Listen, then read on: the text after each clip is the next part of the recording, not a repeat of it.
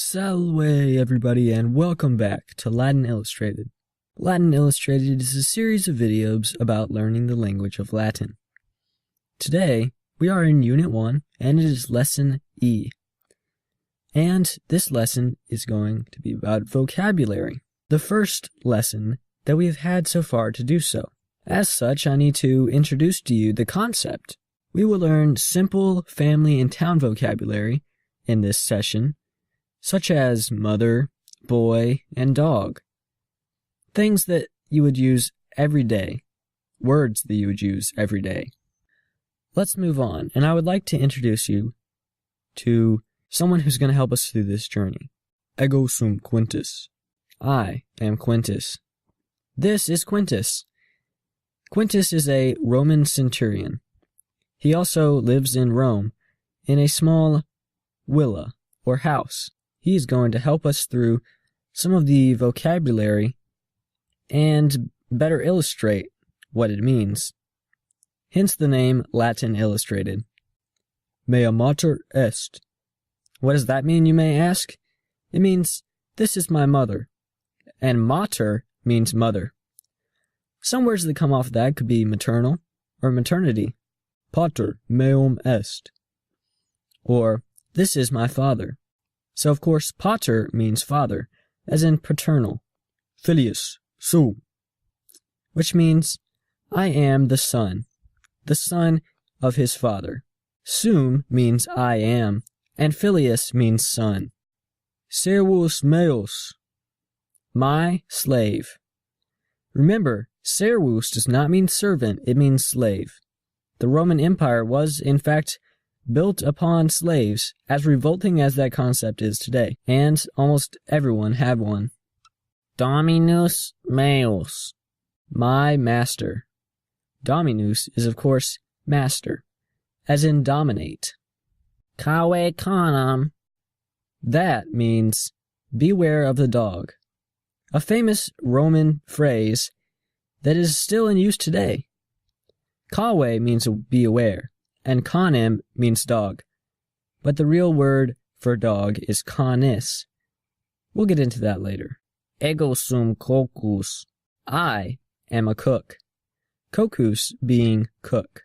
And no, they did not have hamburgers in ancient Rome. In culino laboro, I work in the kitchen. This picture is actually a reconstructed Roman kitchen. Now, each villa would have a kitchen, and the slaves would work in there to prepare a giant feast, such as this slave.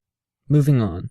In atrio sto. The atrium is an atrium.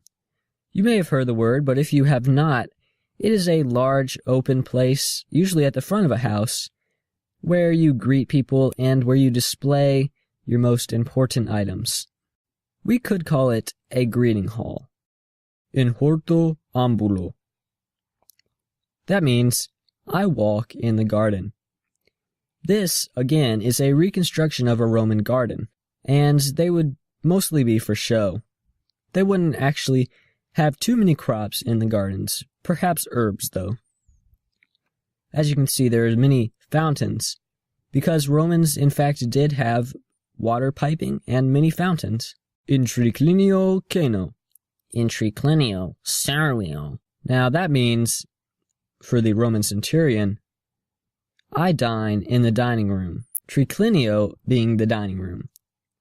For the slave, it means I serve in the dining room. Now, if you look in the background, you will see there are 3 benches. They would eat on those benches laying down. There would be 3 people to each bench, and hence the name triclinio. There are 3 benches. There are 3 people per bench. In tablino laboro.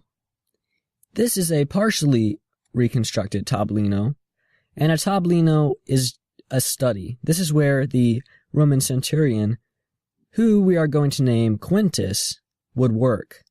In via ambulo. This, of course, is the Roman street. You can see the bricks that they would step on if they were walking, and you can also see the sidewalk. There was no carts during the day, only during the night. So slaves and free would walk around on the sidewalks to go run errands.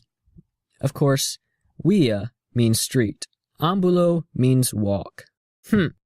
Quintus no laborat, ego laboro. Let's review a little. Mater means mother. Pater means father. Filius means son. Servus is a slave, not a servant, a slave.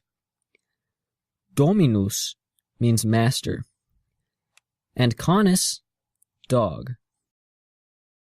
Cocus means cook, while culina means kitchen. An atrium is an atrium or a greeting hall. Hortum is a garden, as in horticulture. Triclinium is the dining room.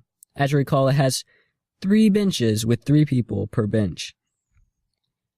Tablinum is a study, where the Roman citizen would work. And finally, the via is the street. Now don't get via, the street, confused with villa, the house. And that's it. I hope you enjoyed meeting our 2 helpers, Quintus and the slave. If you have any ideas for what we should name the slave, please comment down below. Remember, it does need to be a Roman name. Until next time, dicere outro sprache, es orvir o porta. Thanks. This has been Latin Illustrated Unit 1, Lesson E, Vocabulary 1. Gracias.